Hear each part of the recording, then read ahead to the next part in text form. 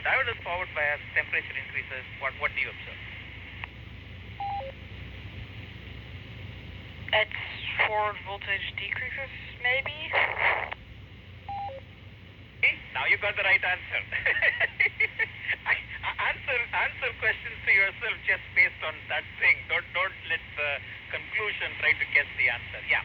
So the forward voltage drops. So now you can see when Q1 gets hot, the forward voltage across D1 reduces, right? Yeah, but that wouldn't do anything because there's D2 right next to it, stopping it from conducting anything because it's facing the other way. But what is D2? It's PDZ5. What is PDZ5?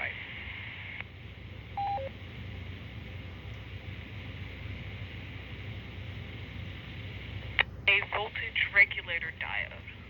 Oh, so when it heats up, the voltage regulator starts dropping the voltage coming into Q1?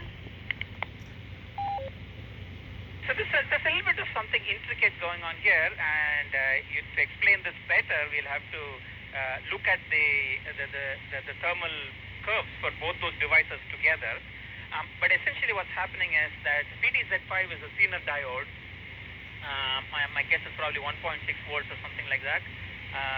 1V6, I'm not sure what that is, right? So it's a Zener diode. You know what a Zener diode is, right? Yep. So when reverse biased, it breaks down at a fixed voltage like a diode breaks down, but a Zener diode doesn't break down catastrophically, but instead has a very sharp knee where it starts conducting when it's reverse biased, and you can use that as a voltage reference. So they're taking that voltage of the Zener diode and adding to it the forward voltage of the 1N4148, the D1. And that forward voltage of the 1N4148 reduces as the temperature increases, right? So effectively, the voltage at the top of that D2, right? The line where there is that line that you don't like that's going to Q2, right? That line. On that net, on the top of the potentiometer, that voltage reduces when the temperature of Q1 increases. I see. So that whole top section is just for, like, temperature regulation. Don't jump too hard. Don't take very big leaps. Always do very, very small things. I'm only talking about that net. That net, you know what the net, right, in PCB design? That one wire to which D2 and the top of the potentiometer are connected. That wire, that one net voltage goes down by a small amount when Q1 becomes hotter, right? Yeah. That voltage is physically coupled by a very small resistance to the base, to the gate of Q1, right? Yeah. Q1's gate, the DC voltage on Q1's gate, what does that have to do with heating of Q1? If the voltage drops, Q1 will conduct less and thus heat less.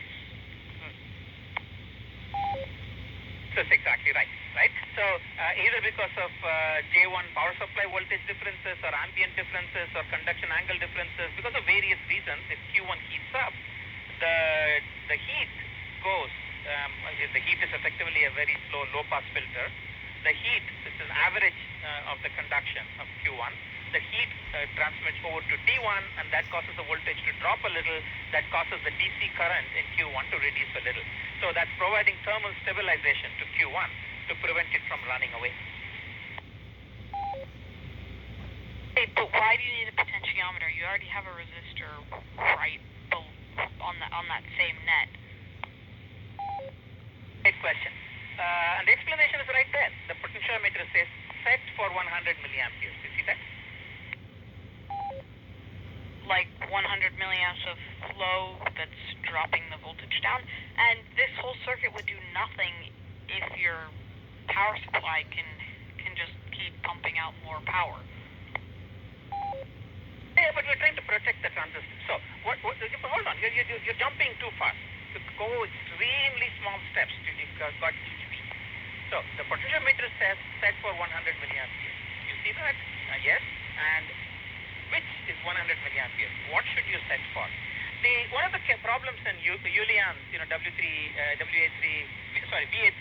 IUL, his website is he puts the schematic there, which he's collected various schematics from lots of places, but he has not put any of the tune-up instructions, any of the assembly instructions, any of the other stuff that is vitally important. That's all gone, missing, poof, AWOL, right? So a circuit is only as good as the assembly instructions, and that's missing. So we have to kind of guess it from here, wherever he got the circuit from. So when he says set for 100 milliamperes, what 100 milliamperes? What should be 100 milliamperes? Any guesses?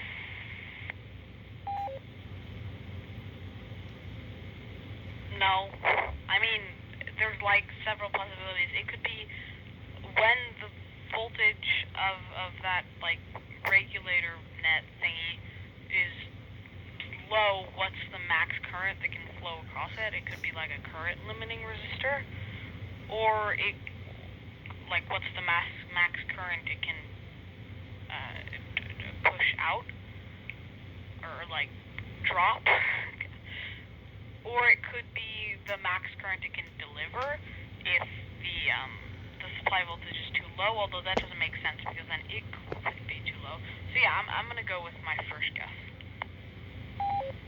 Okay, and no fault of yours because the instructions are missing. Remember, the gate current is very tiny. There's only leakage current in the gate, and that can never be 100 milliamperes. And if you look at that path coming out of the potentiometer, everything is very large. The ground side of the potentiometer is 2K, and on the gate side, everything is blocked by a capacitor. The gate itself is a capacitor, right? So current there should really be zero or some leakage current, very small value. Never be 100 milliamperes. 100 milliamperes means something's wrong. So it's not that 100 milliamperes.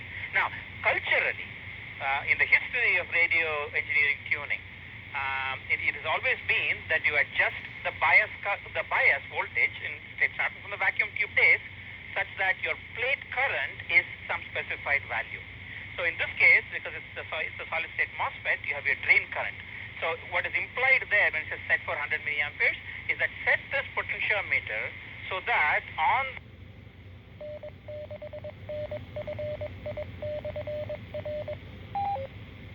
the transconductance curve of the MOSFET, set this potentiometer to such a voltage such that the drain current is 100 milliamperes. The drain current is easy to measure. The gate current, the gate voltage is all very difficult to measure, high voltage points, right? But the drain current is easy to measure. So that's why traditionally it has been to measure the drain current, and the transfer curve, the transconductance curve of the MOSFET is known from the data sheet, and that will have some variation. So he's saying adjust the potentiometer so that the drain current is 100 milliamperes. Got that? I see. So it's like to limit power, but wouldn't that 100 milliamps be non-constant? Wouldn't you have to like constantly monitor it and change it so that because as the temperature changes, the voltage on that the bias potentiometer is pulling from changes also. So in order to get the drain voltage to stay at 100 milliamps, you have to constantly vary it. So if you assume that the D1 is not thermally coupled to Q1, that's one situation, and one situation is where D1 is thermally coupled to Q1. Your description is applicable to which one of those two cases? Question mark. When they are coupled. Slow down. You're again putting the cart before the horse. You're letting your gut feeling of where you want to be impatiently tell you what you think the step should be. First, this is the simplest case. It's not thermally coupled, right? So the voltage, so the top of the potentiometer, let's call that the bias voltage, okay? The wire that is the top of the potentiometer, I'll call it the bias voltage. The voltage you're giving at J1 is fixed, perfectly fixed, not changing. What would the bias voltage be? Exactly the same as your source voltage. So you're missing what the Zener diode does. So So forget the D1 for the moment. Pretend that D1 is just short-circuited, right? So now you have a very simple circuit. I want you to focus on a very simple circuit. Just consider resistor R5, the 47K, and the D2 diode, reverse bias, going to ground, right? The D1 is shorted out. You see that? So J1, 1 and 2 are plus and minus. Minus is ground, 1 is plus. Plus is going to 47K, and then D2 reverse bias to ground. Got that? Yeah, so if D1's shorted, then D2 is just like, but what is the Zener diode? Like, I know what a Zener diode does. It conducts up to a certain voltage, and then it stops, at least I think. Is that even right?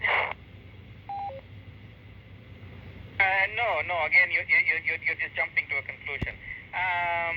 The Zener diode is a reverse bias diode, just like any other diode. It's a reverse bias. When you increase the voltage on a reverse bias diode, what happens?